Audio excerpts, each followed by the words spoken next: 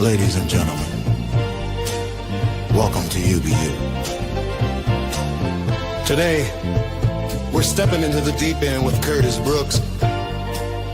It was his voice on that man show that shook us, asking the question, when relationships crumble, is it a relationship failure or personal failure? We knew this conversation had to continue, and today we dive back in.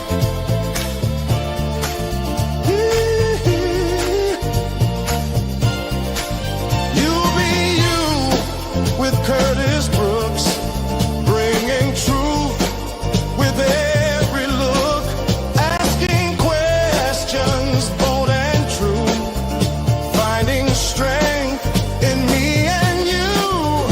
You be you, no mountain too high, no reason to hide. Where leaders are made, Curtis Brooks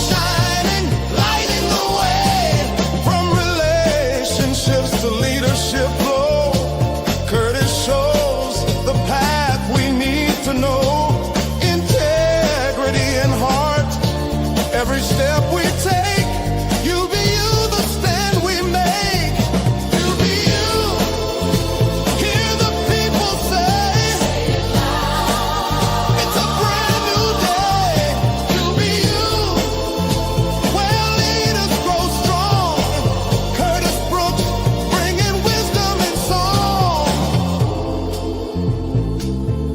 this isn't just another show. This is You Be You. And with Curtis Brooks, we're connecting the dots between love, life, and leadership. Because how you show up in one is how you show up in all.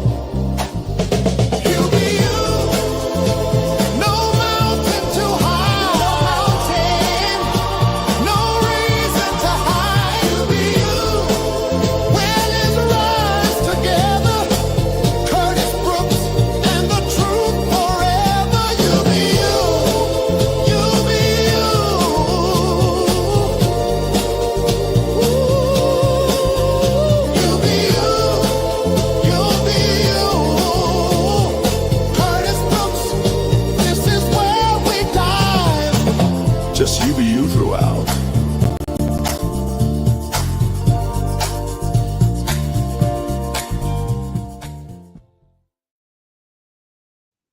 Hey everybody, welcome to UBU Live. My name is William Rochelle, but you can call me Bill. And I am here with my man, Curtis Brooks. Curtis, how are you? I'm doing well, Bill. I'm doing well, man. I am absolutely surprised, taken back by that track, man. Absolutely loved it, man. I gotta be on your show more often, man. I love the kudos, man. I appreciate that. I will give you the track. You can play it on, well, it's gonna say UBU, but you know, it's yours, man. Do with it what you want. I'm kind of just, trying to determine whether or not I want to get into making special openings for every guest, because I did it last week and then I did it with you, just only twice. And as you can tell, I'm in my Motown phase these days. Well, I love it, man. It's a nice touch, man. I like that. It's a nice touch. Good. Yeah. So, good stuff. Can you tell me a little bit about It's Not Rocket Science? Yeah, absolutely, man. Once again, well, my name is Curtis Brooks. I am executive coach specializing in transformational leadership for men. And my coaching practice is It's Not Rocket Science Coaching. And how that name came about was that in my time with God, I'm a believer. And not that necessarily this is going to be the premises of our conversation, but for the sake of the conversation, how the name came about. That's what I want to get to. So with that being said, and just my time and talking with God in that spiritual space, and just been I guess a person who's always been interested in psychology and things of that nature, and just really read a lot of different books on psychology. One day I was just sitting down, I was just like, wow, it's a lot of, and just looking at behavior of people. and realizing that most of our behavior comes from our family. Mm, And it so, does. for that being said, that's how the name "It's Not Rocket Science" coaching came about. Excellent. Um, so I was raised Catholic, Hmm. and then my grandfather was a preacher for First AME in Taylorville, Illinois, which is a very, very tiny town outside of Springfield, Illinois, which is already a very, very tiny town. So I know the beauty of the hymns, the ritual, the structure that faith can bring. Hmm. However, as I've grown, I I think I consider myself to be more spiritual, Hmm. and I have um, my connection to God, Sure. and it goes beyond a doctrine for me. It's about love, authenticity, and connection. Um, to me, God is the universe, and the universe is God. Hmm. That's my opinion. And also, that's why I wanted to start this conversation, because when we talk about relationships, leadership, and spirituality, we're not just talking about three separate buckets. We're talking about one thread that Right. runs through all of them. And that thread Absolutely. is what I think people are craving right now. Absolutely. And something real, something deeper that speaks. So, um, so there's several different things that I want to talk about with you, man. Do you even remember your podcast last week? I forget half the things I say, by the way. Yeah. Yeah, I do, but yeah, I think we're kind of in the same boat. Hey, Tamara, I think we're kind of in the same boat. Yeah, vaguely, man, vaguely. But as we kind of go along, I'm sure some things will kind of come back to mind. But yeah, vaguely. Okay, so really, what you were talking about, and it was totally unscripted, and you spoke, I believe, from your gut, from your heart, from Hmm. your truth about do relationships fail, and does that make Hmm. does that mean that that you have failed? And I had tons of uh, things to say about that, Hmm. and then you discussed the images that we Hmm. have been shown Right. and the lies that we have been told that somehow we are trying to attain. And Right. unless we have that authenticity, unless we're able to live our life in a way that is grounded, and you continuously said in belief, Right. which I understand that's um, Christianity, correct Hmm. for you. Um, Right. so- and I'm not saying it's not for me. I'm saying I have this very, very strange. I have this very strange thought. So I'm going to ask you this question. All right. So all religions at its core have the same foundation.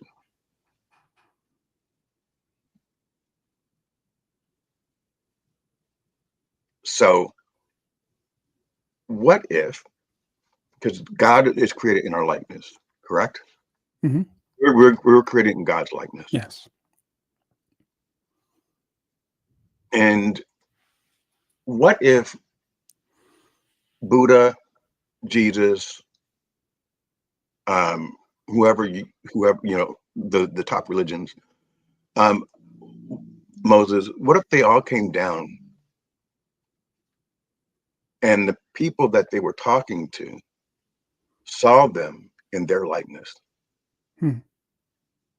And that's something that I've always kind of thought about, because if you strip away the actual written, um, the common cores across all are higher reality, sacred sources. Every religion acknowledges something beyond the individual, whether it's God, Brahman, Allah, Tao, great great spirit, or simply the divine. The wording changes, but the idea of a higher order is universal. Right. Right. Right. Well, And go ahead. Yeah, I think it's important. I first, when I say believer, or just, obviously that's I speak of being a Christian, but as far as the religion piece of it, I'm not a religious person, and I think I'm like yourself, more spiritual than anything, and I think that's taken me a long way. I think religion, unfortunately, or fortunately, the purpose of it, it is destroyed a lot of people. It has absolutely destroyed a lot of people, unfortunately, and I don't believe that was God. I think it was man acting on their own behalf, trying to create their own systems or ideas and doctrines along the way. And so, Hmm. no, I don't believe that was God. I think it was man's idea of playing God, so to speak. Well, you have taken the thunder out of my my little thing. So yeah, I was going to go through all of that. Mhm. Literally, like it has been because I've been researching this for a minute, and there are so many missing pieces within the Bible. Like Mhm. Mary Magdalene had a piece that has been found and then destroyed and then found again. There were let's see. I have to look at my notes because the Gospel of Thomas, the Gospel of Philip, Mm. uh, Pistis Sophia, and the Gospel of Truth of Acrimanon of John. And all of these are suppressed text, suppressed words. Mhm. And historians say that um, they made political and theological choices during that time. Mhm. And one of there are four things I'm gonna say. I'm just gonna give you the headline. Um, One thing that was suppressed was women's authority. The other thing that was suppressed, according to historians, is a different path to salvation. Um, Alternate Christianities, meaning that they're still Christ-like, but there's different. Um, like I said, maybe Buddha came down as in China or Taiwan Mhm. in one form, but it was still the same spirit, Mhm. preaching the same things. Right. Right. Um, so yeah, that's that. So what are your thoughts on that? Well, I think religion, again, being man-made. Most of yeah, I think religion being man-made. Its purpose was to control. Its Yeah, purpose was control. Hence word organized religion, or I don't know, organized faith, but whatever. But its purpose was to control, and unfortunately, it has done a job on all of us. And I think there's the truth. There's a truth, and perhaps there's many different ways of getting to that truth. For absolutely. to each his own. But I think that kind of what I was sharing earlier in church, is that it's interesting when people make a decision, and this isn't even regardless of what faith a person might be, but when a person makes a decision, and I think these are the keys to unlock different doors. When a person makes a decision, shortly thereafter, life leaves breadcrumbs. Hmm. Life leaves breadcrumbs in regards to lining up with those decisions that we've made. And you have to be in position in order to recognize the breadcrumbs, Right. because either you will say something that flows or comes into alignment with what I was just, along with the decision I had just made, or something I've read online, something I have maybe seen in a video or something, or just something in passing that I may have heard in regards to that information I'm looking for, that nugget, or that finding that I'm looking for, that connects the dots to where I'm going. And so I don't believe that God has left us in a place where we're just trying to figure things out. And we're just blindly trying to figure things out. I don't believe that one bit. But I do believe through the likes of man, uh, defiling things, and again, for their sake of their need to control things, it has put us in put people, the entire world, so to speak, in a place where we're trying to uh, as I like to say at times, we're trying to come out from under the rubble, come out Right? from the mess that this world has created, and find our truth. Absolutely. Our truth. Yeah, absolutely. Yeah. Okay. So,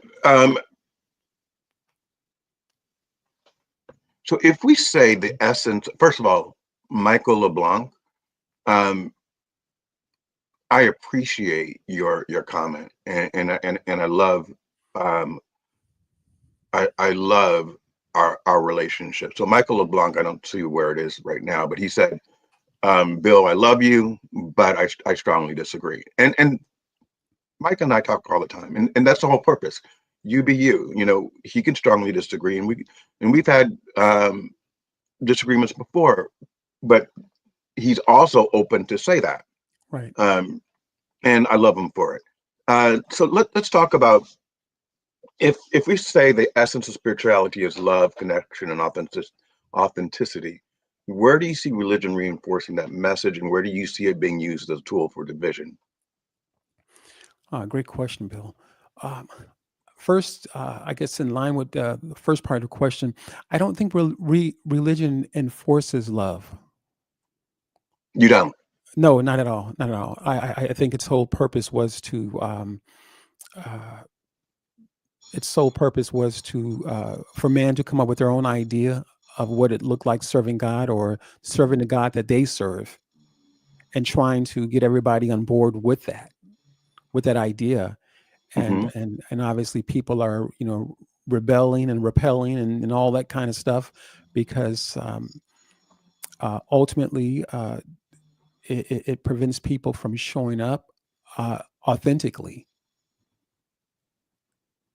And I think, and then what was the other half of your question? I apologize to remember the other half of it. Where do you see it being? First of all, spirituality is love, connection, and authenticity. Mhm.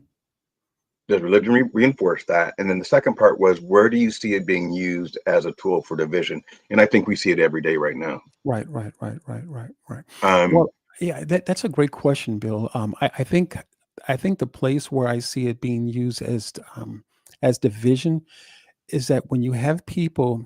That's a great question, Bill. When you have people who have not done the work, the inner work, and they are the people, unfortunately, that take top positions in different communities, even local governments, churches, so to speak, as well. So when you have people who have not done the work, and if they're dealing with the sins of of the world as well themselves, and so if they have not done the work, or placed themselves in a situation or a position where they've worked through some things, and they've done the healing work themselves, because obviously none of us are perfect. So right. I think religion in itself, it absolutely causes this division, because when you're dealing with people who have not done the work, naturally you create flock, the same from the same head where this information is coming from. You create a flock or congregation who sits under the same leadership. And so ideally, I think that it comes from people who haven't done the work. And the work is not easy, man. And It's the not. scriptures talk about Jesus spending 40 days and 40 nights in the wilderness, fasting for 40 days and 40 nights. So the work is it's tough. It's tough Right. because And you have to it put the doesn't work end. in. Because the work doesn't end. It's something you consistently have to check your own motive, your own heart. That's very interesting. Can you hear my air conditioning, by the way? Hope not. All right. Um,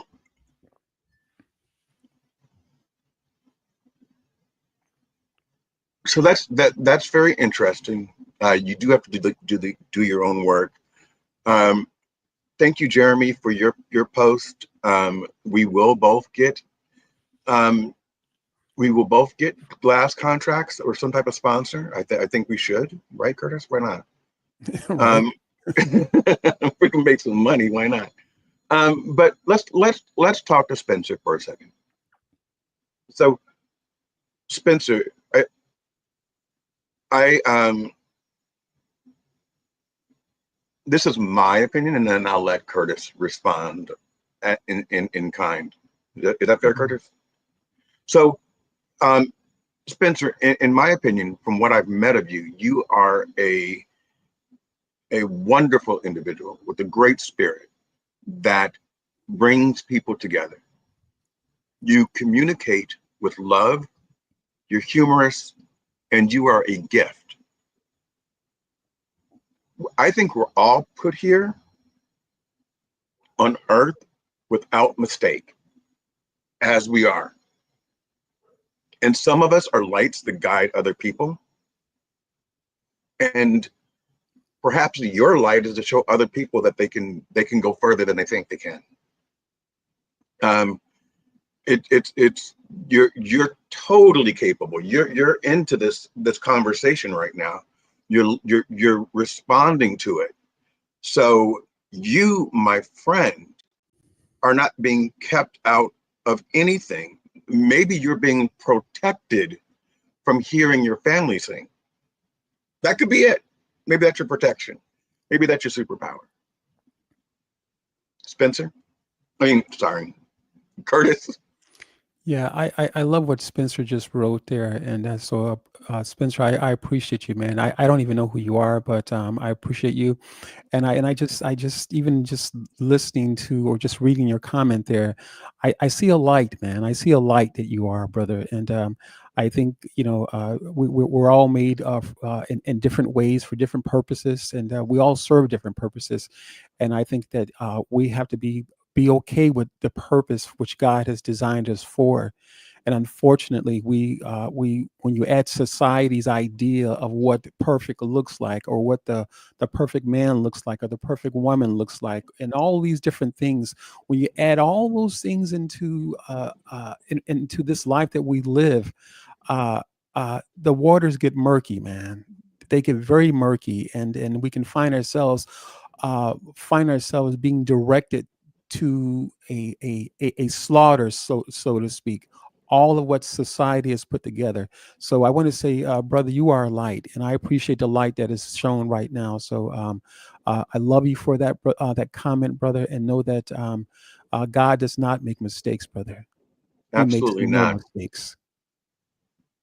Absolutely not. So also to answer Spencer's question, this is not a Bible study, or we're not. This is not a conversation about God. This is just where we started. There's going to be many just iterations of this conversation, but we started there, and we are going to move forward, if that's okay with Curtis. Absolutely. Let's do it. All right. So you mentioned division isn't always organic. Boom, boom, boom, boom, and that it's intentionally sown. And history shows us clear examples of that. And for those of you out there that don't um, understand, I'm going to just talk about our community, and we'll start there, right? Because we always start with ourselves and then we branch out. So within our community, um, we were separated by color.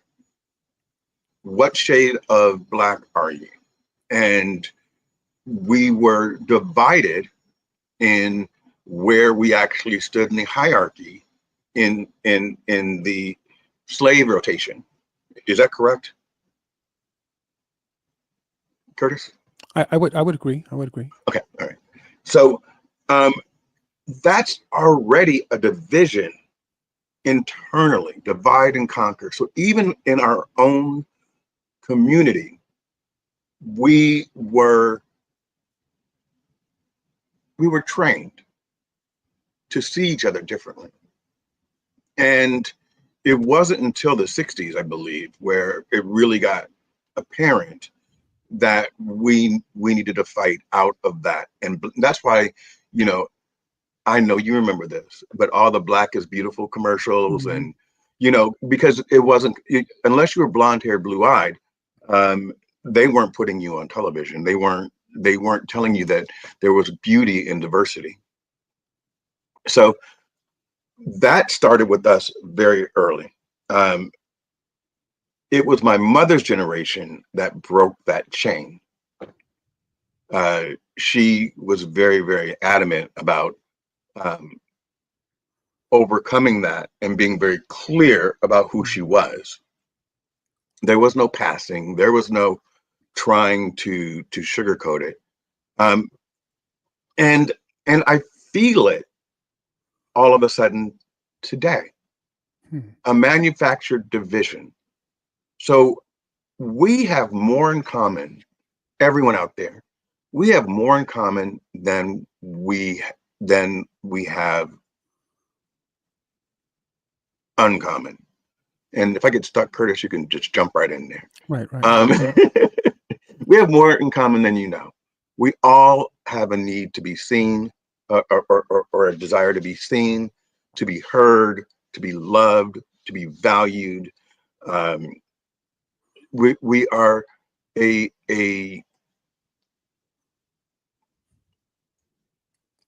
I'm going to say, as we're humans, so we all have a desire to be connected.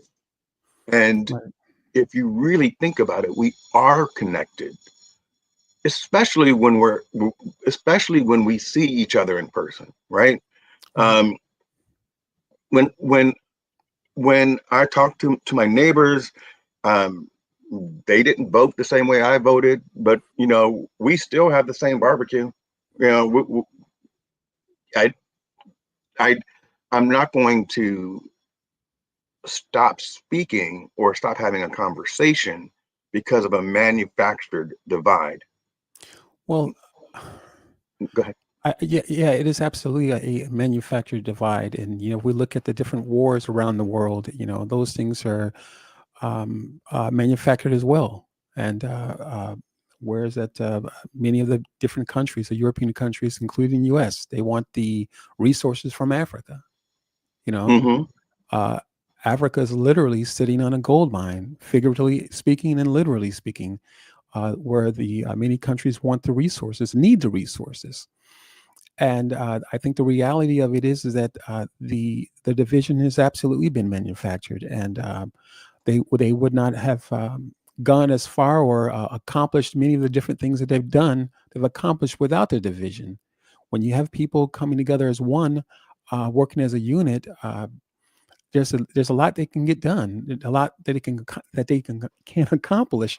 But when the division is manufactured, and to the degree that they will manufacture this division, man, is mind-boggling. Starting with the media, social media, and the reality of it is that I think that when you keep presenting something a a a before people through the television, through the media, and just all forms of media, whether it's true or not. And I can't remember who said it was a Winston Churchill. I can't remember if he said if you tell a lie enough, often enough, they'll believe it or something like that. I can't remember. So please We're, don't. we're we're seeing it right now, my friend. Yeah, yeah, exactly. And so that's to my point, where it's that there is there's just a connection for all of us, spiritual connection. Every one of us desires a spiritual connection.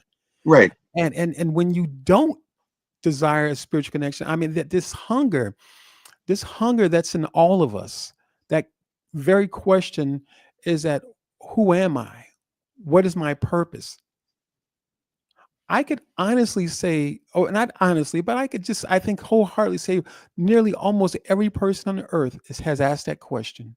What am I doing with myself? Who am I? And those questions can only be answered spiritually. Mm-hmm. And so ideally, if a person does not know who they are, it's absolutely very difficult, if not impossible, to come into your purpose.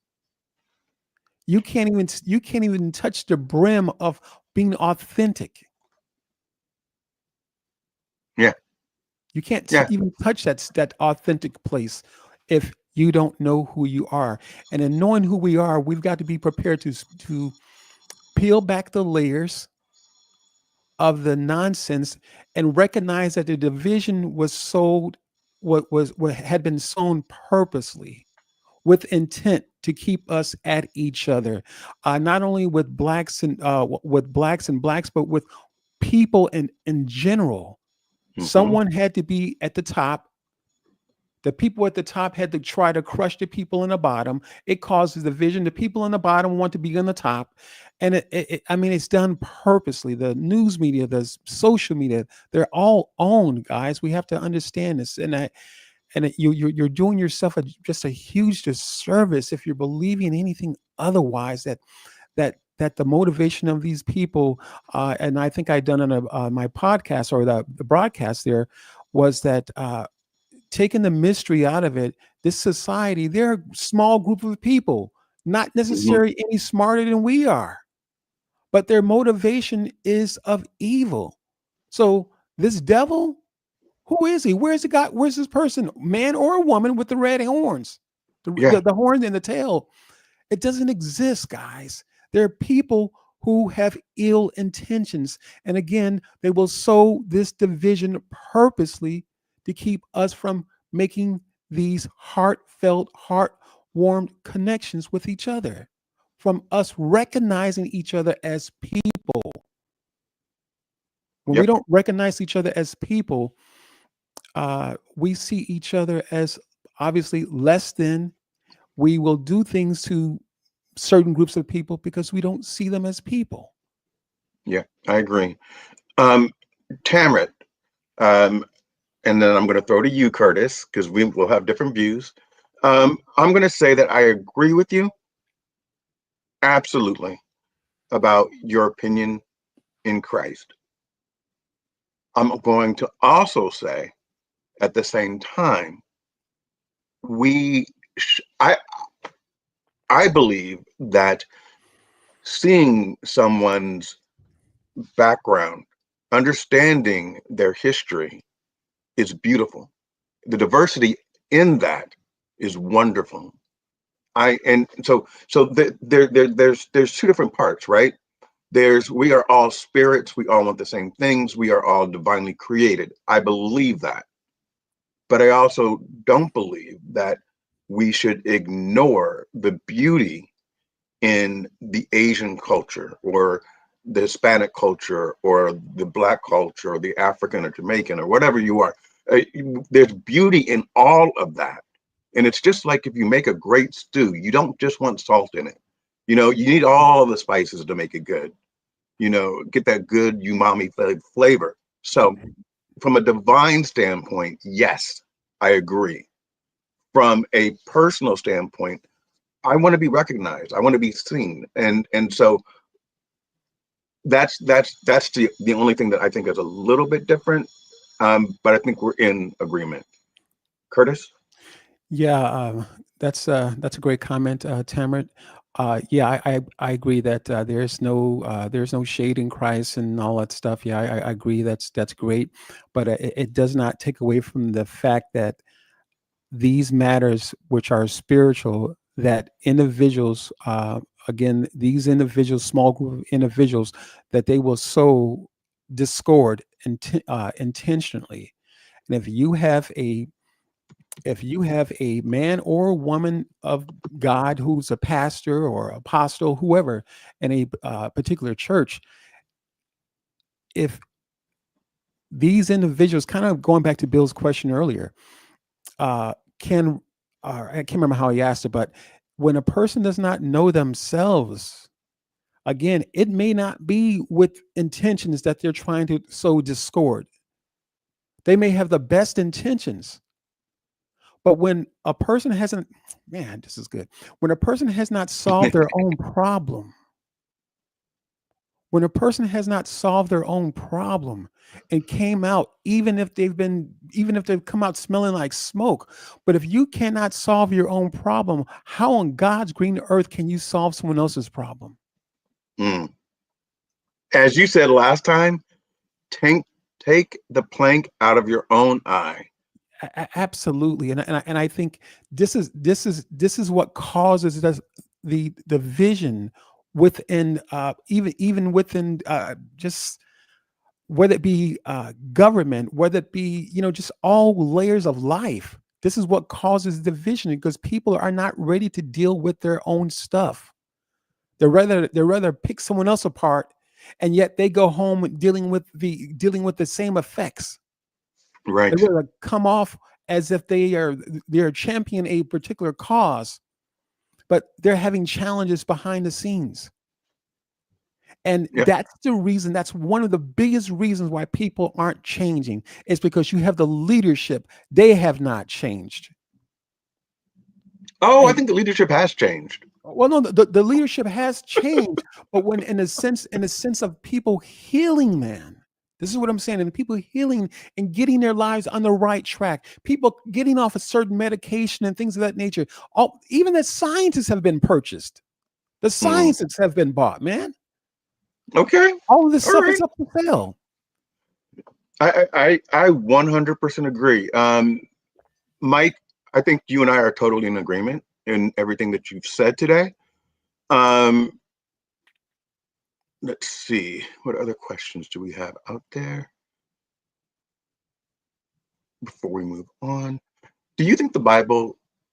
So the only thing I know, even though I told you what I believe, Mhm. right? The only thing that I know is the Bible. That's my book, right? That's where I get my faith from. That's what I was raised on. Um, do you think that the Bible should evolve as society does? Because it was written thousands of years ago. That's a great question, Bill. Great question. So, I mean, Great there's question. things that you can take out of it, and there are things that will never change, right? Right. Never change. But should should we look at it and apply it to what's happening, kind of take what's happening in that period and then what's happening in this period, and then kind of, or is that us tailoring the Bible to our own needs? Yeah, absolutely. That's us tailoring the Bible to our own needs, to fit our own ideas, similar to what's been happening. But no, I think, I think there I think it's the principles. I think the challenge is that we're, because a lot of people don't understand the conversation in the Bible. Hmm. They're not they're not able to draw the principles out from the Bible. And if you try to tailor the Bible to our specific needs, and he wants his own style of Bible because sin is not really sin. If I smack you over the head with a plank, oh, that's not sin. That's So everybody wants their idea of what the Bible, what their truth looks like. But I do believe that one thing for me as a person who's spiritual, one thing that I've learned from the Bible is that when you can deal with consistency, you can hit the target. Got it. When you can deal with consistency, you can hit the target. But when the target keeps moving and we move the target, so to speak, and I think that's primarily what we're dealing with in history. The target has been moved over and over and over. It has been moved to fit certain groups of people. It has been yet reestablished and just moved again. And I think this is what we're dealing with. We're dealing with people who are wanting to play God, people who believe that they're God of their own lives. And it's very interesting because I think that many of us are coming from a place where we can have an idea we have an idea what we want to be when we grow up to a degree. Hmm. We maybe become that But doctor but but wait, who. wait, wait, wait, wait, wait. So I'm sorry, Hmm? but where do we get that from? Is it natural, or is it Is it nature or is it nurturing? I think it's nurtured. I think it's nurtured. I think it's a combination of both. I think ideally, if you've never seen a doctor and a person wants to become a doctor, and it's environment. It's things that are put before us on a perpetual basis, so to speak. That want to become these things, and I think there. I mean, a lot goes into that. Uh, I kind of lost my train of thought there, but yeah, a lot goes into that. I think that ultimately the vision, as I mentioned earlier, the vision was sown purposely, and if we can keep each other, the powers that be, if they can keep us divided on many different fronts, man, it will unfortunately cause some of the challenges that we're dealing with right now. Unfortunately. I agree. I just need to say this because I'm shocked, and I did some promotion for this, Mhm, but mhm. we have 123 people watching right now. Wow. Do you see that? Yeah. That's I've never had that before. Mm. So yeah, and everyone is Mhm. commenting. Please share your comments. Curtis, I would like to ask you a favor. Would Sure. you mind towards the end of the show, if willing, Michael LeBlanc comes up? Oh, not at all, man. More the merrier. That's not a problem. Yeah, because him and I, we're good friends. Yeah, that's So fine, man. I have no um, problem with that. he is expressing his view, and I love. I I will let you two talk because him and I will just go at it, Mhm, not in a negative way. But I really love the way he expresses his love for Christ, mhm. and I am hoping he's not thinking that I'm not supporting that, because that's not what I'm saying. Um, but what I am saying is that through my lens, is that your 2 year old? Yeah, you can hear us. Uh, Bill, it's Curtis. What did I call you, Curtis? I don't know. Anyway, what I do know is that as someone who is still on my journey, I've been baptized. I mean, my mom's a minister. She owns her own church. I mean, I'm very much immersed in Christianity. But as I go on my own journey and I have my own questions, um, I especially recently I've had a couple of episodes where I felt that the not the Bible, okay, so let's take that out. Whoop. But the organized religion has used that as a shield for keeping people out, and they're using it a lot right now, in some areas. And in my mind, the true foundation of God and the universe is love and connectivity. Um, so where is this hate and disdain coming from? So I've looked at it, I've thought about it. You know, it's it. I don't I don't care who's in somebody else's bedroom. I don't care. I have so many things in my own life I need to correct. Who you love is up to you. Why do I care? I don't care about someone's race. Um, I do appreciate it. You know, like I appreciate different cultures. Am um I am I appreciate it. I want to understand it. I want to grow from it. I want to learn from it. Why is it, what was it like growing up? What is your history? That I think all of that's important. Um, you can't erase history or rewrite history either, folks. I'm just going to say that right now, very clear. History is will repeat itself. if we destroy books, if we burn books, if we ban books, if we rewrite it to make it suit our own desires. All of this is scary, right? Well, Bill, if I could say this, I Go think ahead. the challenge is the challenge is, Bill. I think that the history is in the people. It's not so much the challenge. The history is in the people, and the the powers that be, or this small group of people, they're trying to rewrite history. And because the history is in the people are not conforming. So it does absolutely make it look like that the people, oh, what's wrong with these people? What's, and again, different backgrounds. What's wrong with these people? Why are they doing this? But you can't not take the history out of the people. You're You can right. you're trying to rewrite it as we speak right now, but you cannot take the history out of the people. And so ultimately what would happen, uh my offspring and their offspring, they would not know but to conform, because they would not know their history but to conform. And so again, goes back to that division. I don't think we understand to the depths of this division. And yeah, I think that's one of the biggest challenges. We don't understand the depths of this division, and why this division is. It's because they want to rewrite history, unfortunately.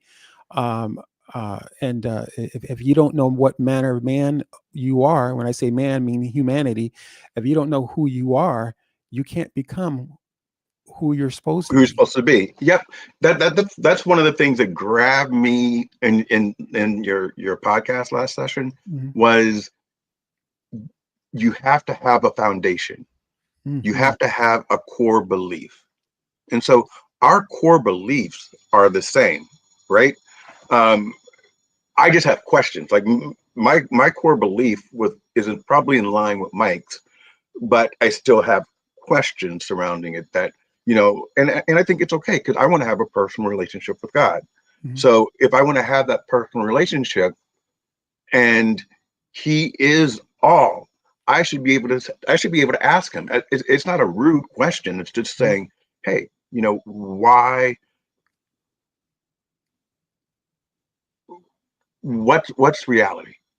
And, you know, he might say reality is the love that you have for me, and hand over everything else, that all of your other concerns to me, and I will take care of them for you. I don't know if you worry about things, but I've had to learn how to understand that there is a thing called divine timing. Well, And mhm. go ahead. No, go. I was going to say, it's interesting, this reality piece of it, because I think ultimately there was a reality that we were all able to create from the very beginning, and uh, as opposed to the reality that was created for us. Right. Because ideally, that's what's happening right now. There was reality that was created for us.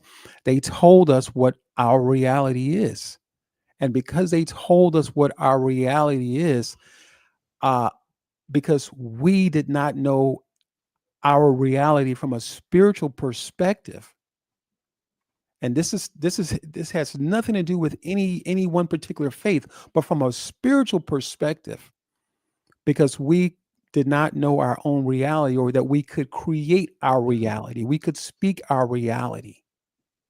We could speak it into existence. And hence the word became flesh.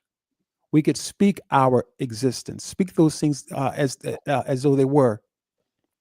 And so, because we didn't understand that, they created a reality for us. In most cases, even to talk about love, the idea of love comes from what? It comes from television. Men and women alike. Ideally, our ideas come from, having to do with love, any kind of level of intimacy. It comes from television. It comes from the vision that the Hollywood has given us of what love looks like. And so we end up playing out. We end up playing to the beat of the drummer or the musician that they've actually curated, so to speak, for us. And Or but what yeah, life looks like, by the way. yeah, absolutely, absolutely, absolutely. And so Have we you ever so watched we a television show and thought, like, these guys are middle class, but that's a 7,000 square foot home. mm, Like that it doesn't add up, right? mhm. If you're, it's always this big dramatic home. It's never like, you know, my home, which you would call quaint. Mhm. Sorry for That's okay. interrupting. But yeah, again, just I think it's just a just something that's been created for us. Again, not knowing the depths of this division has been caused, and if we don't know that individually and or even collectively, if you don't know that you can create your own reality, uh, you're only subject. Any of us, we're only subject to the reality that they've created for us. And this is the reason why so many of us have such a, I think, a difficulty believing in God, because we're holding on to something that we kind of purchase hook, line, and sinker. Right. Um, that takes me back. So I'm going to keep going back to you. So everything about this show is about Curtis Brooks' last podcast that I watched. I don't know if it was your last one, but I watched that man show. And you were saying hocus pocus Mhm. quite often during that particular cast. And I wanted to ask you, do you believe in the power of words? Do you believe in the Absolutely. power of manifestation? Mhm. Because sometimes when people say hocus pocus, they think that spiritually um, manifestation is some type of hocus pocus. But I do believe that what you see and what you believe you can achieve. Mhm. I believe that what you say will can positively affect you or negatively. So I'm very conscious and selective of the words that I use around myself and to others. Right. I fall every so often, y'all. Um, but I'm very conscious of it. And Yeah. I use my words to uplift and understand that I can either slice you down or lift you up. And I choose to lift you up. Go ahead. Right. Right.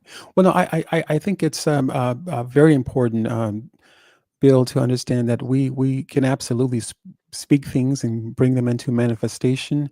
I think that the challenge is that we're dealing with a reality, a particular reality that's been established here in the earth, and so there's obviously conflict. It's going to create conflict in a mentally and emotional space that we're trying to take up now with these words of encouragement, words of empowerment. So as we put those things out in the ethos, so to speak, and begin to speak those things and believe those things, there's going to be a conflict uh,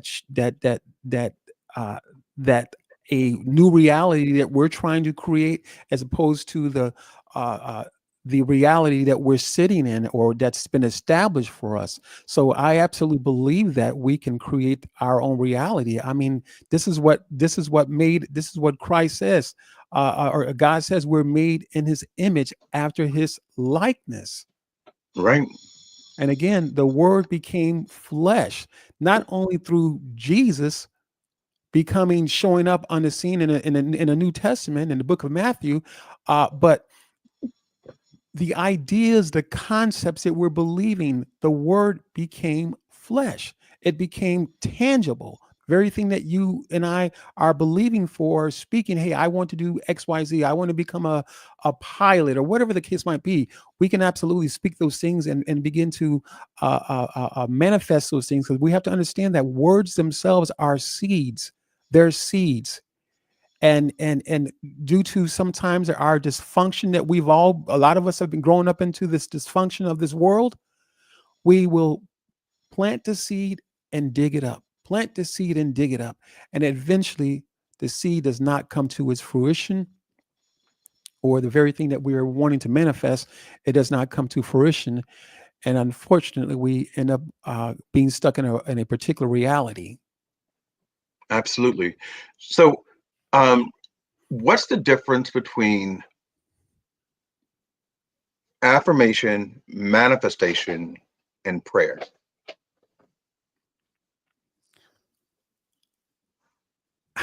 He, I don't think there's a. I don't think there's a I don't think there's a big difference. I think that when you affirm something, again, this is just my opinion. I don't think there's a big difference. When you affirm something, you're going to, we need those. We all believe. I believe we all need those affirmations. But when we're affirming something, we're speaking things to ourselves.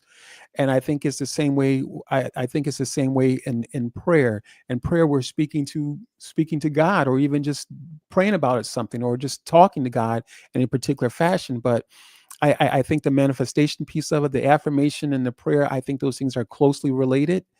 And then the manifestation of that thing that we're affirming, and the prayer piece of it that we're affirming, I think that's separate. Okay. All right. Do you mind if we say hi to Mike? Absolutely. Hey, Mike, what's going on, man?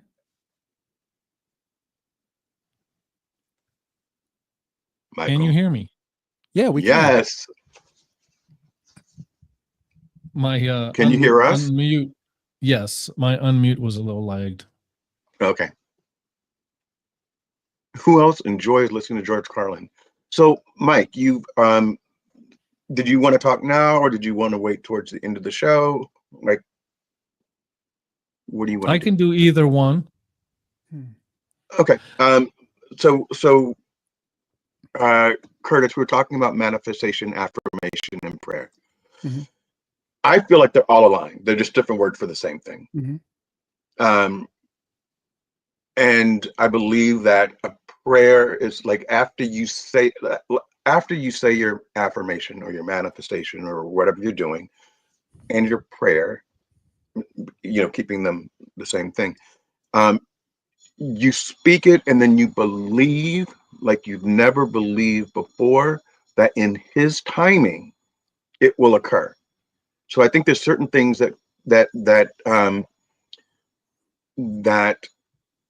take us off of our path sometimes, and it makes us question things, which kind of blocks our blessing, right? So Mhm. you have to have faith, and faith and fear cannot live in the same place. So you're either going to have faith that you're going to make it, and the moment that you're in is just a blip, or you can be afraid, but you have to choose one. And once you have the faith, you need to start walking towards the direction that God is calling you. I think, I mean, I agree with you, Bill. I do wholeheartedly. I would say that the challenge is a lot of times is that when we speak affirmations and the prayers, a lot of times that the reality of it is that we're dealing with a reality that opposes those things. We're dealing with a reality, this man-made reality that was been given to us, so to speak.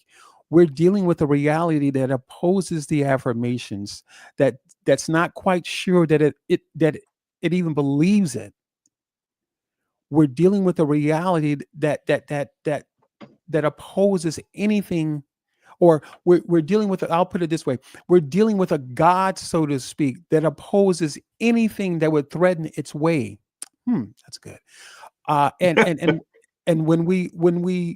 when this God of this world, so to speak, has feels threatened, he's absolutely, or that spirit of, I would say, that motivation of it, that spirit will toss anything out that does not line up with the direction that it sees it's going, or its manufactured purpose, so to speak. Hey, can I jump in? Go ahead. Absolutely. Go ahead. I am mostly in agreement with both of you. Where I'm differing a little bit, I don't believe God is a cosmic vending machine. And what I mean by that is, for whatever reason, and because we are built in their image, that he wants us engaged. And I'm agreeing heavily with Curtis in that, for whatever reason, God has allowed another metaphysical force that is constantly in enmity with what we as imagers should be doing. So it's literally like the angel and the demon on your shoulders. There's a voice, or there's a spirit, or there's a metaphysical aspect that is at odds with what your purpose is. So, and just for Curtis, just for some background, I had done a fair amount of what I call deconstruction for my religion of origin. Mm-hmm. And so I'm 120% behind you, or maybe more, on the idea of religion versus faith, because I think the church, capital C, and regardless of what variant or denomination has failed, is really preaching the good news. and the good news is that we are created in God's image, and that there's sort of endless possibilities because of that. But when we pray, I also believe that he says, or they say, no, yes, not yet, or not in the way you think. And I think often it's probably not in the way you think. But I want to be clear that I 110% agree with you on this force that can be against that. So and that could be that force in your head, like you're not good enough. Absolutely. And me. So wait, hold on for a second. Hold on. So he just said Bill, right, Curtis? Like I don't believe in myself. But when I said we had over 120 people, he said that's solely because of Curtis. So it's because of friends like him. I was joking. It was because of friends like him that I have this imposter syndrome going on. Go ahead. Sorry, Mike. It's with friends like me that come and talk on your show and support you, regardless of I think whether I agree or not. Mike, I think it's I think this force that opposes, or as you mentioned, the good and evil, the angel and the devil, or whatever. I think that this force, it is a mindset. It is a mindset, and within this mindset, it believes, or it has established itself as its own God. And anything, and again, I'm seeing this kind of the same thing I said earlier in a different way, but anything that opposes it, it's kind of like a leader of a particular organization. They've been doing dealing with customers or doing business a certain way for 35, 40 years. The times have changed now. Mm-hmm. And the leadership has not recognized that the times have changed. So they go on. You've got a young, zealous leader, man or a woman, who believes in the company, believes in the organization, and at different times that leader will say to their higher ups, hey, what if we did this? What if we did this? And each time the leader shoots the person down. Because of fear. Absolutely, because of fear. And again, it not only just the fear, but it is a mindset. They've acquired a mindset. And I think this is a challenge for a lot of us over a period of time. We've acquired a mindset. So the slave has acquired a mindset. The master has acquired a particular mindset. So it's difficult for the master not to see the slave as a slave. It's difficult for the slave to see himself as a master. And I won't use the word master, but as a leader. The slave can't see himself as a leader. Yeah.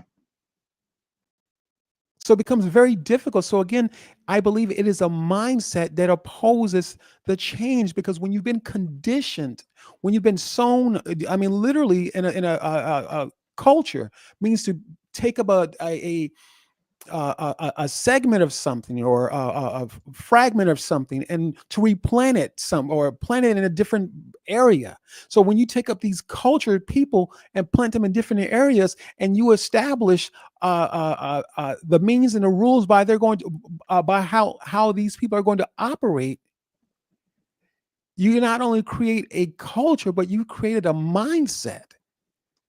And so it becomes very, it's to me, it doesn't make any sense that if the person is stepping on the person who's stepping on the person's neck. head, Mhm. and no pun intended to that situation that happened, not at all, but when a Right. person is trying to keep someone down, a group of people, you're also of the same mindset. You're also of the same mindset. So how do we break away from fear? And what faith and fear can't live in the same place. We talked about that. Mhm. But one of the things that you just said was the highest person, the executive, is fearing the ambitious young new upstart that is coming up. So fear works both ways. Absolutely, absolutely, Bill. Absolutely. Well, see, the challenge is, Bill, the executive, uh, or within the leadership, he or she, they can't get past their own inhibitions, because the same thing, the same, like you just said, to what your point, that fear is in them also. Right. So that executive, higher up, that leader, they cannot get past their own fear or level of discomfort in order to see what's on the other side of that. Is risk going to be involved in it? Absolutely. But Yep. for the other person who's got these fresh ideas, they're seeing past that. They're seeing past the fear that the leadership may be exhibiting. Right. Mike, I think you've been in that position before where you've worked for somebody who basically was afraid of your ideas. I mean, do you want to elaborate on that? Before I do, I want to bring out this idea, and it's sort of aligned but parallel with what Curtis is saying, Okay. and that is the idea of scarcity and abundance. Hmm. So there is a scarcity, and this is where I'm going to agree with him in this interaction between the fearful executive and the up and coming leader, is that there is a belief in the scarcity of diversity of ideas. And to be honest, my experience has been it's a power dynamic, and it is out of fear. Most bullies are doing it out of fear. So. Right. So what the solution is very tough, because very rarely are those people going to relinquish their power. Because mostly, again, this is where I'm going to expand into a greater idea of scarcity, is that this is the only place that they can do, that they can function and have a powerful position. And that's not true. But we've and this is where I'm gonna agree with Curtis. I think, again, at least I think that's what he's saying, was we've been basically fed a lie that there is a that there's this world, this mindset of scarcity versus abundance. Yep. So when we start, and this is where I agree with them, other than what God is, as far as it being just simple manifestation, I think it's beyond that. But I agree with them in that if we have this abundant mindset, first of all, we're going to attract like-minded individuals. Bill and I actually agree probably on a lot more than we disagree with.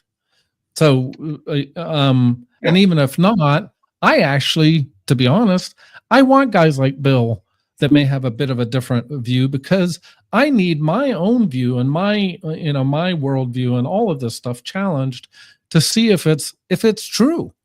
I Yeah. mean, you kind of test the truth together. To me, that's what friends and brothers and whatever highly evolved, shall we say, people should be doing. And one of the things I'm very interested in is what I call generative discussions, where in essence this discussion we're having amongst the three of us is actually greater than the sum of its parts. And to me, that's a conversation worth having. Yeah. Absolutely.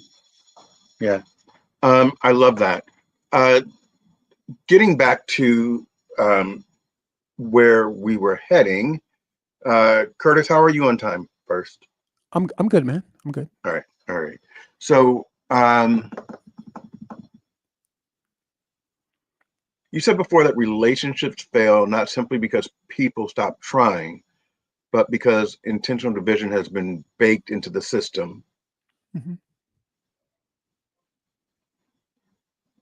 I also believe that relationships fail because of what you said earlier, which is we have a false image of what life is supposed to be, Hmm. a false view. We get into relationships for the wrong reasons and without intentional expectations that are communicated during the relationship. So I have a lot of friends that have gotten married, their kids grow up, they're empty nesters, and they separate. Mm. And you think they've been married for 20 years, Right. but they never worked in a relationship. They were never Mm. friends. They never communicated that they were just in it because the kids were there, and once the kids were gone, they had nothing to talk about. Um, is it okay to outgrow a relationship and Mm. understand that you have not failed, that you're just not the same person you were Mm. at 50 that you were at 20? That's a great question, Bill. Great question, man. I, I don't see that there's a problem that you outgrow um, certain conversations. I think we outgrow. That's a super great question, man. I think that we outgrow our personas, the personalities that we in the way that we show up. I think we outgrow that person, and I think that part of growing up, maturing is.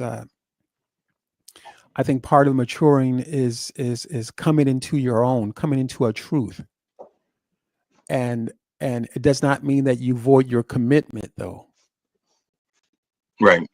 But I think that when we come into certain truths about who we are, it absolutely is going to change us. But it does not mean that you outgrow the person. You outgrow that person. You outgrow that persona, that personality that we may have entered into the relationship initially. Because when you look at relationships, relationships are absolutely going to change over time in the course of 10, 15, 20 years, 3 years, and things of that nature. They're not the same person that you met 2 years ago.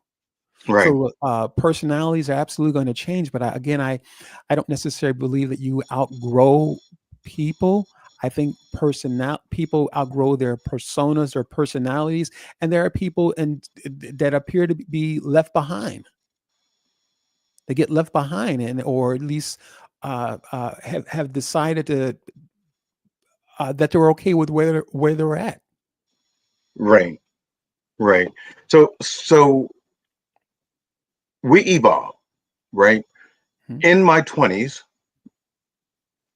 I I think it was more considered playing house. Have you ever heard that term before? Yes, absolutely. Okay. All right. And then at a certain point, because this is what society says your life is supposed to look like. And then at a certain point, you're like, all right, this you can love somebody wholeheartedly and recognize you can't live together. Hmm. Does that make sense? It does. It does make sense, but I think it goes back to. Hmm. I think it goes back to Bill that uh, the story the story that has been established, or that you just spoke a key word is society. The story that society has fed us. We have believed. Many of us have believed that story, myself included. We believe that story. We grew up on those stories. We grew up on those ideas. This is what you're supposed to do. You're supposed to get a 9 to 5 job, go to school if you can afford to. But the elementary or the I guess first parts of education is free, but outside of that secondary or post education or post secondary, however you say it, that was what you had to pay for. So if you were so in a position where you could pay for it, you could be a manager. But the idea was the same concept for everybody. Some people would work the assembly line. Some people would become leaders or become a manager. Other people would become the CEOs. But it was all because of, again, how the system functioned, how the system put it together for us, the stories that we believed. And this is what we have. This is what so many of us, obviously myself included, we have leaned on those stories. We have trusted those stories. And then when things don't work out, we're left fighting with each other, because this is the story that we believed about each other. We Right. believed that we were going for the same thing, but this is the story. This is how we perceived our mate or that partner. We seen them through the eyes of the story that was given to us. And so I don't think that the person intentionally has showed up, or they're not who they are. No, most people don't know who they are. This is the Right. story that we've been all sold, man. I still So don't know who I am. Well, and because it's I'm always learning something new about me. sure. Like, oh, okay. I didn't know I like doing podcasts. Well, I do. And I and mean, at some it's and, ever evolving. and at But some point we incorporate those new versions of ourselves with connecting with other people. And I really believe that all along God had a simple plan. I tell my wife this all the time. He had a simple plan. It was a simple plan. And it was just a matter of that my growth, part of my growth was going to come from similar to what Michael was just saying moments ago, in regards to my growth is going to come not from just believing, saying yes to everything, but considering the opposition. Considering the opposition that I might be up against. Why mhm. is the opposition coming? Do I need to look? Do I need to think about what Bill said? Do I need to think about what Mike said? Look at it from a different perspective. So all these things help to make us grow, and that we eventually will come into a peace within our own selves. And that's the peace that does not change.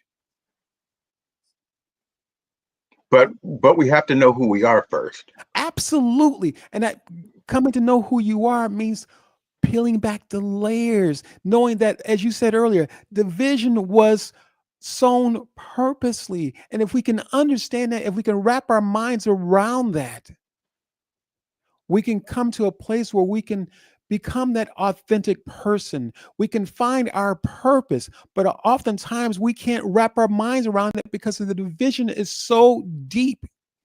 It has been So, sown purposely. But go ahead. I'm sorry. no, I'm sorry. So this is something Mike and I talk about all the time, and I'm going to throw it to you. How do men, not leaving women out, we can go there too, but how do men specifically begin to peel back those false layers of masculinity that society has handed us, and instead embrace something rawer, more authentic and true? And the reason why I said Mike and I talk about it all the time is because we will go and I'll say, I'm not doing good today, man. It's like it's not a good day. And he'll say, what's wrong? You know, and we're not used to as men saying I'm vulnerable today, Right. or I'm not having I Right. I have the weight of the shoulders on my weight of the world on my shoulders. Right. So how do we peel back those layers? Yeah. So for me personally, I found in the book of Genesis, and again, when I say this, I'm going to preface this by saying this, is that if you can get the principle out of a matter, out of a particular phrase or understanding, you can get the teaching out of it. Why not get the teaching out of it? So it's not even about whether you believe in God or not. It's about these facts, this principle that comes from it. So for me, it's been looking at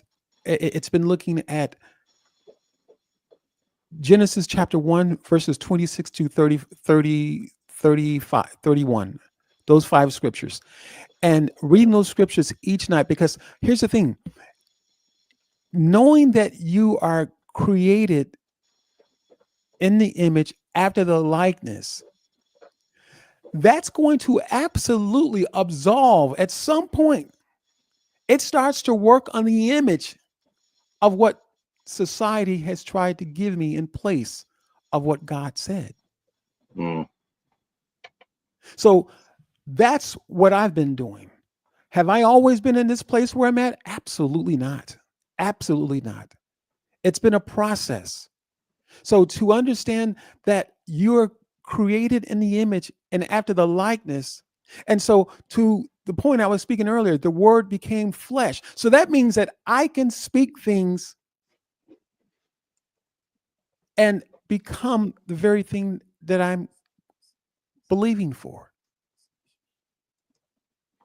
And so what happens is that, again, the reality that this society or that small group of people has created is to toss God out, to toss that idea out. They don't want you to believe that. They don't want you to believe that. And so naturally, when we don't believe certain things, we the word in itself, is a seed. And we end up putting pressure on ourselves. We end up working against a current, trying to swim up the current, or against the current, I should say. And that's what's happening. We're swimming against the current, folks. Mm. And to swim against the current,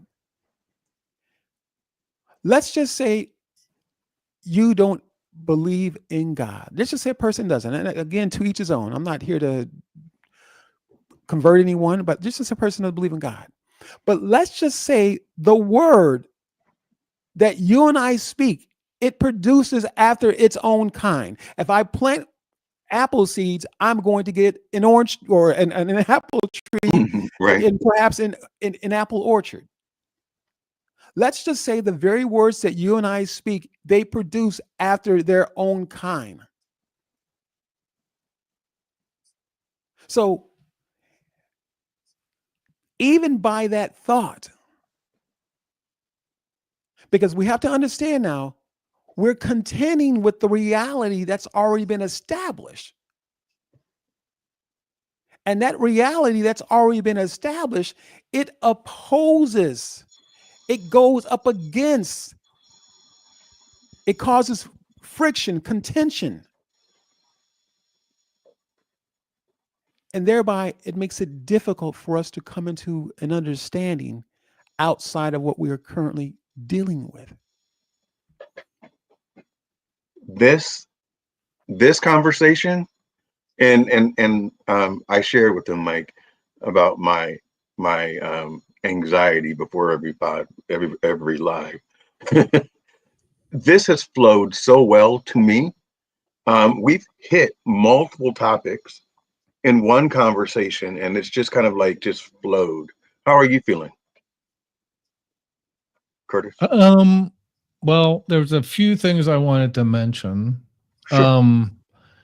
I'm concerned, and I agree with Curtis in that we cannot allow culture to shape us. We need to shape ourselves.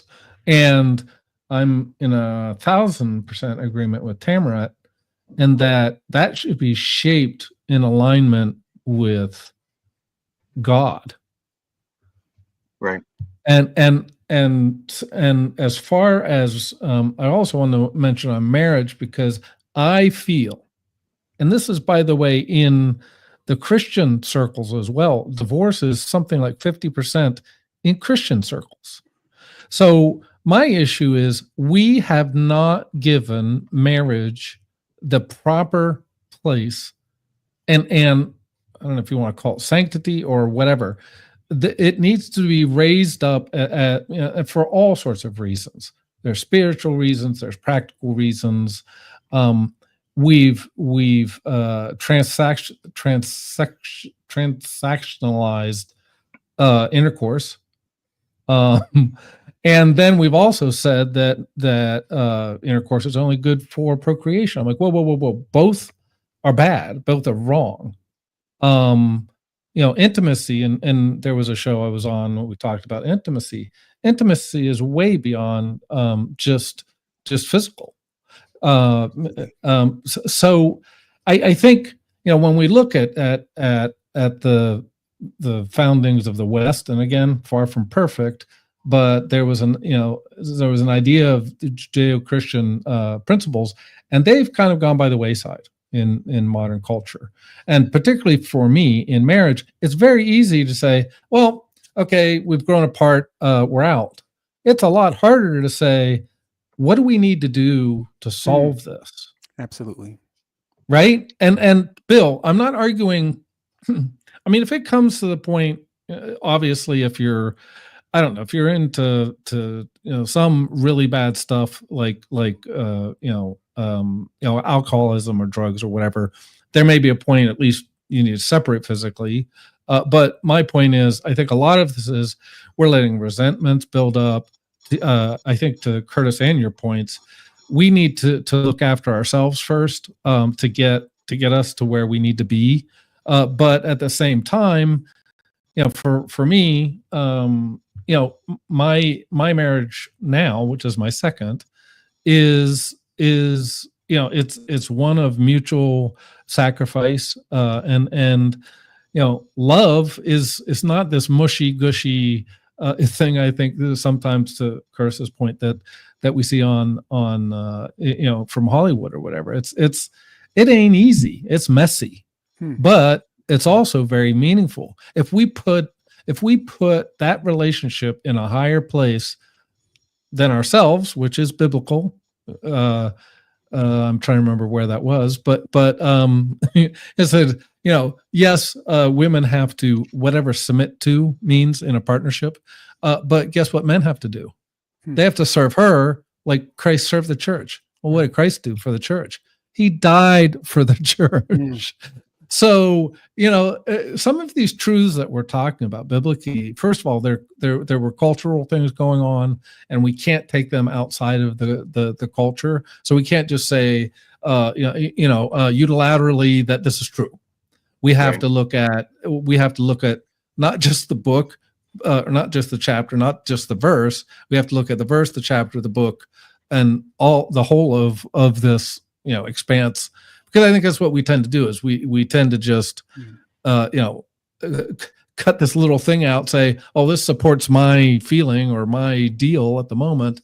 And that's not really the wisdom of what this I consider the best guide, for life is. And as I get older and older, hopefully I get deeper in that wisdom. But anyway, from the point of the marriage, my concern is really that we're at a place where we're just ready to toss it out and move on. And I'm like, well, that's not going to bring anyone, to be honest and fair. I think well, first of all, if you have children, it creates huge problems. But even just in yourself, you're like, if you are letting go of that relationship and you haven't given everything, if you haven't put everything on the table and you're walking away from it, you both are losing out as well. Is like I said, even if children are involved, But if children are involved, that's a whole nother, ramification, and has, knock-on effects. So Right. So let me chime in real quick here. Okay. So we can only speak from our own lens, what we've experienced. So I have 2 kids and an ex-wife, and we made the choice that we didn't want to live together. It wasn't working. It was just like, bang, not working. But we also made the choice that I would pick the kids up every day, take them to school. I would drop them off every day, go upstairs, have dinner, go back to my apartment, pick them up the next day. We spent Christmases together. She's remarried. He spends Christmases with, I spend, like, I just went there for 4th of July, and he said, "Are you coming out for Christmas?" That's healthy.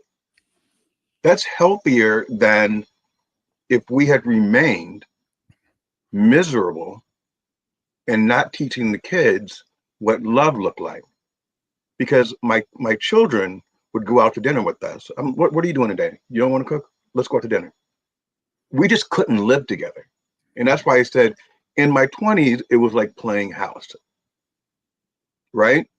And, it was 9 years. And you recognize, maybe not. And we get along so well that it took us a while to actually sign the papers, because we would come back and we get along so good. It was no, we don't.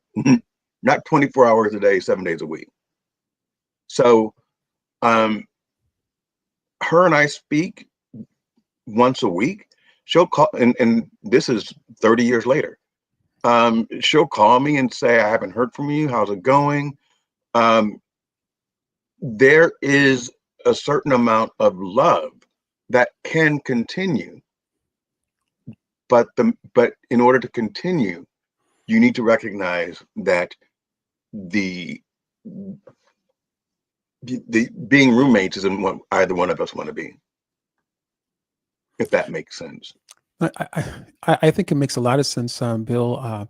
I think also, to your point, each of us can only speak from our own perspective, but I would also say that there are principles also that oftentimes that take precedence within our different views, and that sometimes those principles are just overshadowed by our own stuff, But I think it's important to understand, to Mike's point as well, is that love is not easy. Loving someone is not easy, because I think we first have to, again, we have to be prepared to see ourselves made in the image and after his likeness. And oftentimes, the reality of the burdens that have come from the seeds of the vision that have been sown. And here's what I'm saying. Here's what I'm not saying. I'm not saying that there is no that we should not take responsibility and say, "Hey, it's the seeds of division." That's not what I'm saying. But what I am saying, recognizing that there is a cause, there's a deeper cause, and when we can understand that because there's a deeper cause of this here, again, this division for each of us purposely. So this is not. This is across all backgrounds and racial and creeds and all that stuff. There's a scripture in the Bible that says that we're all deceived. Every last one of us were deceived.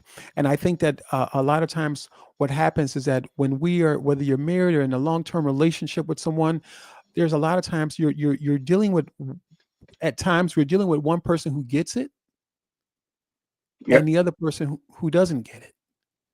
And so it can absolutely be a tug of war trying to speak life into a person, because to some instances, I don't believe that stuff. I don't believe that stuff. I don't believe that stuff. And that's their prerogative. But kind of like what I was saying earlier to my wife, there's a reason why Jesus says to the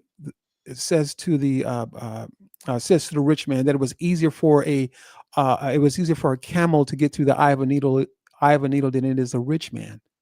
Because there are things, in order to move to the next steps in life, the next phases of life, we've got to be prepared to surrender some things. Yeah. And Yeah. oftentimes we're not ready to surrender those things. And because we're not ready to surrender those things, we can find ourselves in conflict, because at some point, someone has to be prepared to let go. Right. So one of the things that, and I'm going to end, not the, we're winding down, but I'm going to end this part of the conversation here. One of the things that I think I was fortunate enough for is to continue the love. Hmm. We never stopped loving each other. Even when we were talking to the attorney, we were both crying because we just couldn't, we were miserable in the same house. And it wasn't what we imagined it would be based on what we had seen on television. Mm-hmm. It was, Yeah, but absolutely. the love never stopped. The me being there never stopped. Her being here, like I said, she calls me once a week. We have a grandson. I just went there the 4th of July. Me, her husband, her mama, my grandson, and my 2 daughters. We all hung out, and Chad was like, when you coming back for Christmas. The only thing that was weird about today's time, and it doesn't bother me, but this is just the only thing that's weird. Chad and I were walking together, and we were it was just the 2 of us, and we were taking our grandson around the block in the stroller, and we turned to each other, and he said, "People don't know that we're both grandfathers, or if we're like a couple walking our child, because of the nature of things today." Right. It kind of like you don't know what that relationship is. Right. But there's a lot of love there that has never died. 30 years later. 30 years later. And she knows me probably better than I know myself. And I can hear in her tone when she answers the phone whether or not there's something wrong, and she with me. So our relationship is stronger. And I think it would have been more damaging had we tried to make something work that it was like it just didn't fit. Yeah, And sometimes that happens. yeah, I mean, in truth, Bill, I believe sometimes, man, we're just, there's a saying that says, when the student is ready, the teacher appears. Yeah. And sometimes, man, we're just not ready for it at that particular time in our life. Sometimes we just don't get it. It's hard for us to wrap our mind around it, and it's sometimes it just happens that way sometimes, man. Yeah. So I'm going to end with this question for you and for Mike. Mike, are you listening? If division has been the weapon for generations, which it has, what does unity in practice, not just in theory, actually look like to you? And I'll start with Michael, so you can think about it, Curtis. Want me to repeat the question, Mike? No. It starts with seeking first to understand, then to be understood. It starts with loving your neighbor as yourself. It starts with having a victor mentality versus a victim mentality. And all of these are related, because if I am coming into an interaction with a victim mentality, I'm not going to get the same result as I would if I'm seeking unity. And I have to, I think, and this has been something, and then last but not least, we want to, as much as possible, center ourselves in the present with intention and attention towards whoever we're interacting with. Because if we don't do this, I know, Bill, I think we actually had talked about this recently, and I had to do a bit of a mind reset to say, Bill, Curtis, and I don't necessarily have the exact same way of being, so to speak. So it's not, if Curtis doesn't believe the same way I do, or if you don't believe the same way I do, it's not realistic for me. So that's where the listening comes in. It's like, okay, so where is Bill or where is Curtis coming from? That's the beginning of unity, is having a freaking clue what the other person, where the other person's coming from. Then I believe that then you have to have an agreement that you are going to work towards what you have in common first. Right. And depending on what you're doing, if it's, a business thing, then let's focus on whatever that business aspect is, and let's focus on that. That's the way towards unity. Because if I'm coming with my own, first of all, my own traumas, baggage, whatever, All of that's us. gonna and we all do. Yeah, and I'm. By the way, I'm raising my hand and saying, me, primary, right? But I guess what I'm saying is, if we're not coming together in good faith, then we're doomed for failure. Absolutely. Well said, my friend. Absolutely. And Yeah. it's interesting, Curtis, because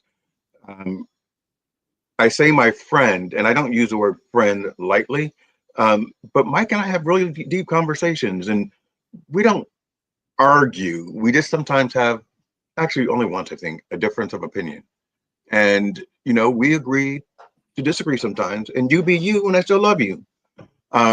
Curtis, do you want me to repeat the question for you? Yeah, please do. Thank you. Okay. All right.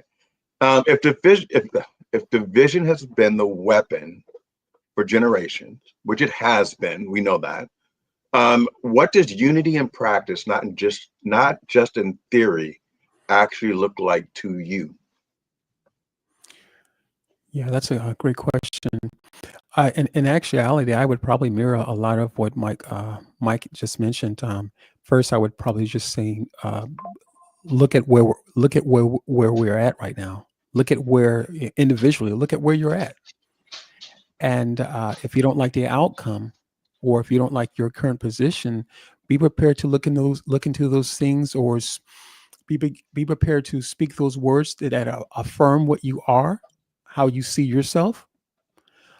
Be prepared to do some prayers, say some prayers, and ultimately be prepared to allow those prayers, those affirmations, to renew your mind. Getting into a place of eventually coming into a place of a new mindset. That's ideally what we need in order to go to the next level. And so I think that is going to again be the beginning of that unity piece of it, and to realize that the powers that be, again, this small group of people, they've done a number on all of us. They've done a number on all of us, and I think, again, putting things in the proper perspective, that as you said earlier, Bill, that this division was sown intentionally. And because it was sown intentionally, it came with its own course of thinking. Yep. It came with its own ideas, concept. It came with its own wisdom. And it was, in fact, built. We built schools, we built education, judicial systems, executive systems, all on this fallen man, or this fallen kind of thinking, if you will, this lesser thinking. We've built these things on this lesser thinking, this lesser reality, and we can find ourselves producing the same thing over and over and over, because we're still speaking the same language. So we've got to be prepared to change our minds, and saying, you know what, I'm saying yes to who God says I am. That's what I'm saying yes to. Because through no fault of our own, we said yes to the works of the lesser God. Mm-hmm. And with that, yes, again, came a particular mindset, that mindset of deception, that mindset of fear, because man, through that understanding, through that limited understanding, they could not save themselves. He or she, they could not save themselves. So naturally, with that would come situations and problems and mental issues that people would be dealing with. And they couldn't fix themselves. And so I think we have to make up our minds and figure out who we're saying yes to, and be prepared to follow and be prepared to put that into practice. I'll put it that way. That was a great response. I was not expecting to go an hour and 45 minutes. I am loving the show. I am going to start to close out. Michael, last thoughts?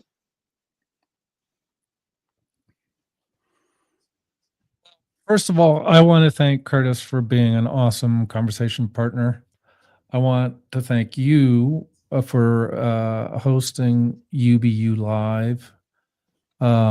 We've talked about this a little bit, but I think it's really important for men, for women too, but for men in our society to have open, honest, authentic, transparent conversations about whatever, because that's one way towards unity. When we're Yes. giving power, into this division that Curtis was talking about, which we do. Well, I mean, often we feed it, and that's, we got to back away and say, whoa, because um, this stuff is pretty insidious. This division. This, and I really don't think, and I'm not saying it has ultimate power, because it doesn't, but there's a heck of a lot of power in this supernatural, metaphysical division, source of division. It's not just man. Yes, men are doing it too. For clarity, I'm not absolving men or women of that responsibility. We all have responsibility for what we do to feed that, and to feed anything that is not empowering and uplifting and in love. But to me, that this we have to be really clear, that we have to flip the mindset and say, whoa, yes, there's division. What are we going to do about it? And to get together, Right. gather together with intention and attention, and do something. Just even if it's small, Bill. And that's why I think it's so important. Like you're doing this because I think it's important to start somewhere. Have these conversations. Hopefully, they get some distribution, and maybe we start a revolution. Who knows? But But it it's starts with the important. conversation, and Yep. and I want everyone to recognize this about the show. Mike, you were having some pretty strong comments, and I was like, come on up, bring you into it. So we don't shy away from things here. We're like, come on up, let's just talk. Curtis, it's been a pleasure. How do I told you earlier, plug yourself. Right. Hey, can I say this really quick here You before? can say whatever you want. Okay, cool. I think it's important, and this just kind of came to me. I think it's important for us to stand in the midst of this division. The things that people are feeling, again, the disconnect, because obviously division separates us, and it makes us feel isolated, lonely, and with a host of different things, perhaps even depression, and just kind of have our mind all over the place. Yeah. And I think when we understand this division, again, its intent was to have us isolated, and this is the pain that a lot of us are Mhm. feeling, that we're isolated, and that we're not a part of, or has God forgotten me, or something of that sort. And I just want to just share that, just to say God has not forgotten any of us. And when we can understand that, again, as to Bill's point, and I know I've mentioned it several times, but I think it was just an excellent point. But to understand that the division was sown intentionally, its purpose was to separate us from the love of God. And when we can understand that, we can be prepared to do the work. And also, and knowing that as we're doing the work, especially for those of us who are married and our spouse is not quite there, doing the work is doing the work with our spouse, let alone with ourselves. It's going to come with some hurt. It's going to come with some hurt, some pain, because we've been separated. We've been felt alone, and no one has understood our pain, and no one understood what we were going through. Our voice felt like it was singled out, and we felt like we weren't heard. All these different things are taking place, and our spouse could be dealing with that. Right. And so for a person who knows themselves, they've hopefully come out of that wilderness, and they can add the affirmation and the prayers for their spouse.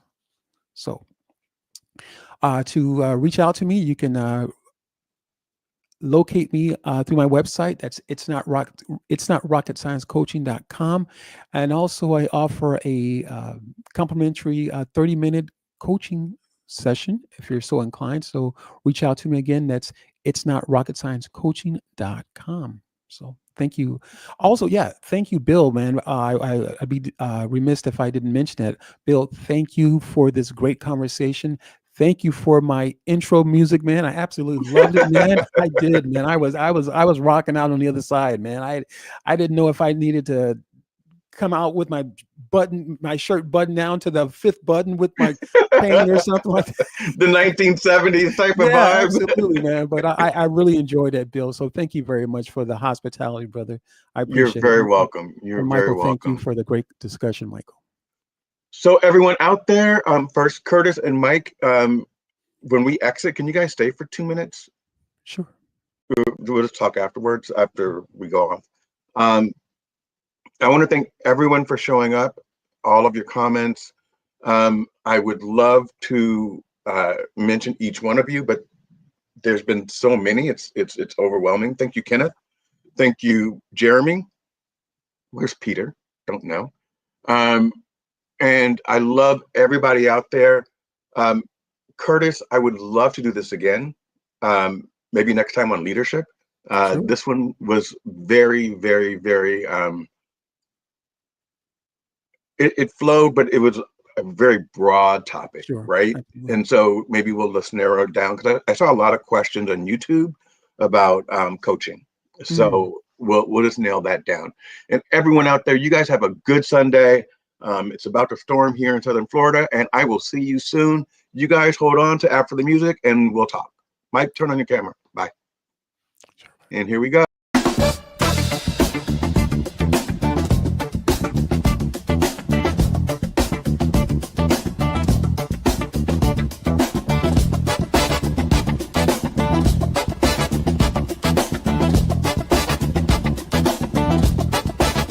They sold us images, painted lies on the screen, told us who we are, what to love, what to dream.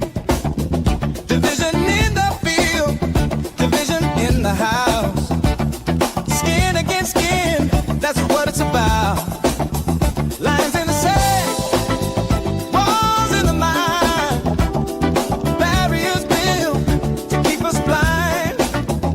Generations taught what to believe, but the truth is deeper than what we see.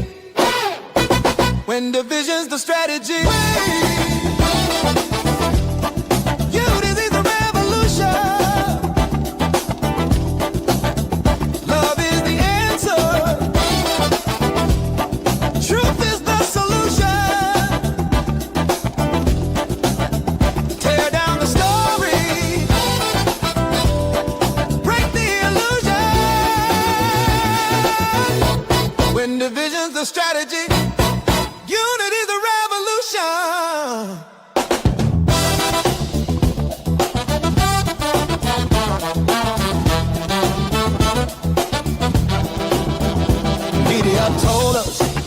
what a man should be. Cool rebel, polished king on TV. But the script ain't ours, it was bought and sold. Now we're chasing shadow, forgetting our soul. Whose story are you living? Who's pulling your strings? Time to stop drifting, reclaim everything. We were born for connection, not this manufactured fight. Choose each other, step into the light. Hey! When division's the strategy, unity's the revolution. Lift your voice, break the chain. Love is the solution. We're more than their images, more than confusion. When division's a strategy, unity's a revolution.